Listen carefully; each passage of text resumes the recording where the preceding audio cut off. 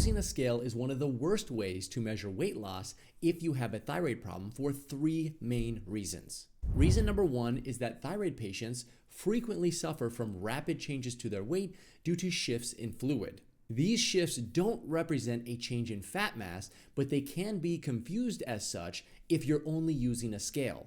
Reason number 2, your weight on a scale does not necessarily represent the amount of fat on your body. It may be frustrating, but thyroid patients have to deal with 2 things that occur simultaneously when they start losing weight the right way.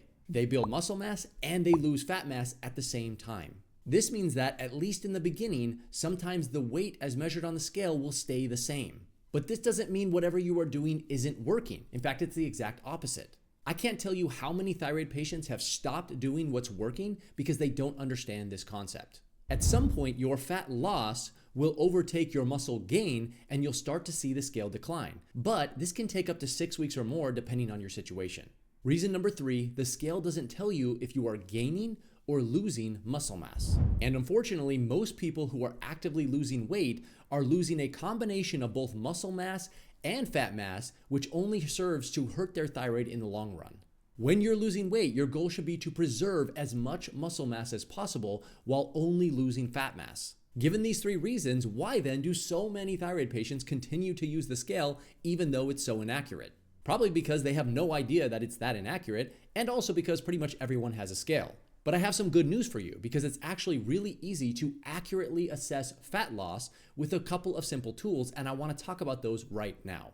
If you have a thyroid problem and you're trying to lose weight, here are 4 tools that you can start using to help you measure fat loss. Number 1 is use body measurements. Instead of obsessing over your weight as measured on a scale, start looking at the size of your body. The size of your body is a more accurate way to assess fat loss for one main reason. Muscle mass is far more dense than fat. Imagine for a second if you're someone who is gaining 5 pounds of muscle mass while simultaneously losing 5 pounds of fat mass, which is very common for thyroid patients who are losing weight the right way. You might throw your hands up in frustration because, after all, what you're doing isn't working, even though the exact opposite is true. While this change in fat mass and gain in muscle mass is hidden by the scale, it is not hidden if you were to check your body measurements. Because muscle mass is more dense than fat, the 5 pounds of muscle mass that you gained will take up less space than the 5 pounds of fat that you lost. As a result, your body will shrink.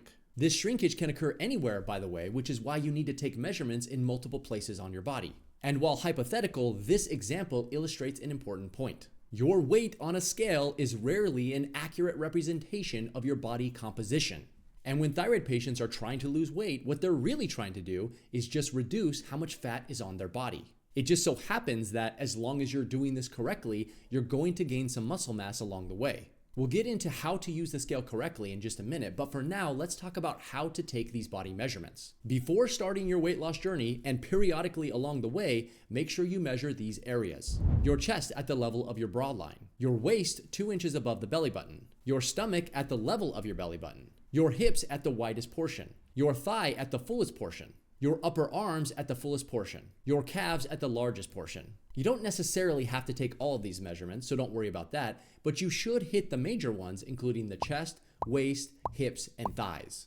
The others may be more or less important to you depending on your genetics and where you personally store fat. And you'll know if your weight loss treatments are working because you will see these measurements decrease. The best part about checking your body measurements is that it's really easy and cheap to do. All you need is a simple measuring tape, and you can grab one of those on Amazon. Number 2, take weekly progress pictures and look in the mirror. I know these aren't necessarily quantifiable metrics, but you have to remember the main reason people want to lose weight is because they want to look better. And what better way to assess this subjective measurement than to use your own eyeballs? So on top of taking your body measurements, it's also a really good idea to take weekly progress pictures. Not only will these serve as a tool for accountability, they can also be very inspiring. This is especially true because when you first start your weight loss journey, you may not see changes on the scale, but you will see them physically if you look for them. Weight loss is hard enough as it is, so anything that inspires you or motivates you to continue is a great thing. These pictures don't have to be complicated either. All you really need is a picture of your front, your back, and your side. Just make sure when you take them that you have consistent lighting, you're wearing the same clothes, and the angle of the pictures is about the same each time.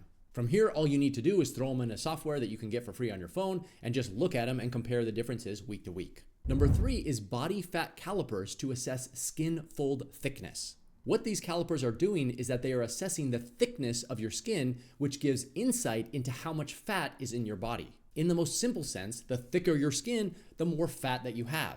The thinner your skin, the less fat that you have. While it sounds simple in theory, body caliper testing is not as accurate as you might think. It's pretty easy to accidentally grab more skin 1 week from the next, therefore it kind of invalidates the accuracy of your tests. In addition, because of genetics and hormones, you may gain and lose fat in different areas of your body, especially when compared to the next person. So you could very well be somebody who starts to lose fat in their breast tissue, let's say, compared to someone else who starts to lose it in their stomach, compared to the next person who loses it in their arms, and so on. Finally, thyroid patients also have to contend with the fact that they often gain a lot of fluid in various places in their body. For these reasons, I wouldn't recommend caliper testing in place of some of the things that we've discussed so far, but they do have their uses. If you plan to take caliper readings, then here's where you'd want to do it. On your triceps, which is the back of your arms, on your thigh in the center of your leg, and in the suprailiac area, which is also called the muffin top area. Just like a measuring tape, if you don't already have one, you can get one pretty cheap on Amazon. Number 4, you can still use the scale, but only if you average out your weight over the course of 7 to 10 days. I can tell that you're somebody who probably isn't ready to throw away your scale, because after all, old habits die hard. And if you're somebody who doesn't want to, I have some good news for you. Your measurements on the scale can still provide valuable and useful information on your weight loss journey as long as you're using it correctly. Here's how to use the scale the wrong way. Measure your body weight every morning or night and get emotional based off of what the reading shows. While the number on the scale trends down, pat yourself on the back, give yourself some congratulations, and maybe even indulge on an extra meal or two. When the number trends up, get upset and frustrated and assume that whatever you're doing must not be working. Make snap decisions about your diet, deviate from the tried and true weight loss regimen that you were following, and maybe even avoid a meal or two to try and get back on track. I'm obviously exaggerating, and this is not how you want to use the scale, but I find that this is how many people actually are using it. Instead, here's how to use it correctly. First thing in the morning, after you use the bathroom, get on the scale and write down how much you weigh. Do this every day for 7 to 10 days. At the end, combine all of your numbers and calculate out your average daily weight. From here, do this week after week until you have 6 different averages. Now that you have your weekly average over the course of 6 weeks, look at the trend. Your weekly average will be much more accurate than your daily average because body weight can fluctuate fairly dramatically day to day, especially for thyroid patients. Things like your menstrual cycle, food volume or how much food you're actually eating, whether or not you're constipated, and even how much fluid you're retaining will all impact these measurements. But, and this is a big but, these variables will be smoothed out if you take a weekly average instead of looking at that daily trend. Instead of getting emotional, stay level-headed and trust in the process. When you combine these weekly averages along with weekly body measurements and weekly progress pictures, you will start to accurately get an idea of how much fat you are losing. And not understanding how to accurately measure fat loss isn't the only mistake that thyroid patients make when they're trying to lose weight. But having said all of this, these measurements are only helpful if you're losing weight the right way. If you want to see the others so that you don't make them, I'd recommend checking out this video next.